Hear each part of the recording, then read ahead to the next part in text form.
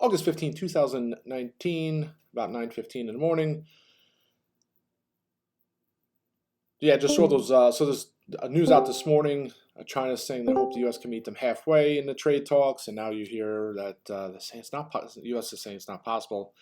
Um, be interesting if things were 50-50. We probably won't be in this situation to begin with, but that's not the case. But needless to say, so of course, coming off the heels of the biggest sell-off in 2019 so far yesterday, S&P pretty much down 3%, Nasdaq Dow. Have to figure, it. I mentioned it yesterday. I still think the SPY is going to come down, at least test that 200-day moving average around 277 or so. Doesn't mean we can't bounce it at times. It's not going to be a straight line. But it's gonna be a tough environment. So we're gonna have swings. You see it this morning, all the way down to 281 on the SPY. Well, actually, we were up to 286 in the morning. Actually, did we hit 287? Let's see if I have my 1 minute up here.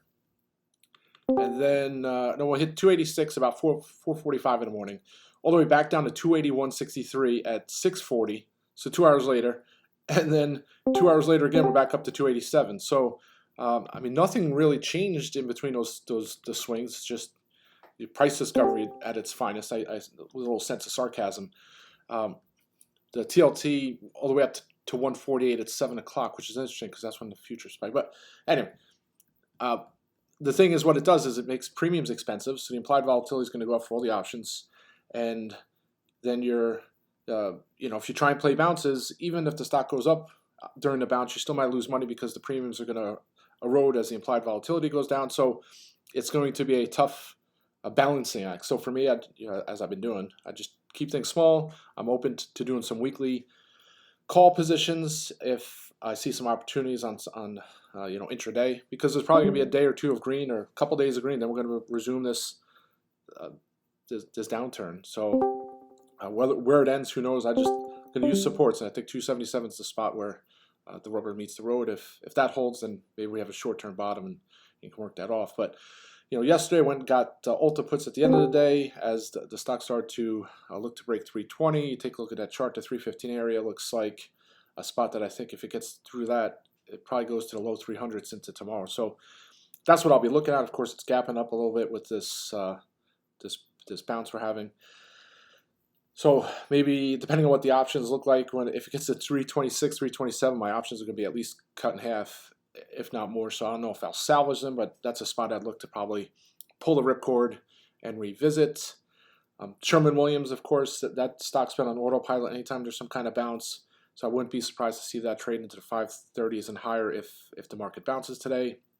Intuitive Surgical as well, although the ISRG calls are pretty expensive considering tomorrow's option expiration day, to pay $1 for the 517.50s, which is 3.5. They need a 3% move at least for those to really start paying. That's quite a price to pay for that type of move. So I'll be watching. If I see an opportunity, I look for that. This morning, Walmart's strong earnings, raised their guidance. Alibaba, and it seems like Baba always has good earnings. It's not like I can remember too many quarters where Alibaba has a horrible quarter. They usually have huge growth. Their cloud business is booming. They'll go through all those numbers, and the issue is a lot of people who are bearish to the name just don't believe the numbers, right? Because China ADR stock, they can say whatever they want, and as long as they're not there's not obvious fraudulent things going on there, they can China ADR companies can get away with that. But we'll see what happens with Bob. It's not a name that I typically place for upside, but certainly some strong numbers nonetheless. I retweeted an article this morning, and you take a look. It's actually a decent read just on what happened to Baidu. And a lot of people back when their most recent earnings, people are looking at say, wow, this thing should be much higher. Blah blah blah. They have assets in IQ. They have assets in what's the other one that they have?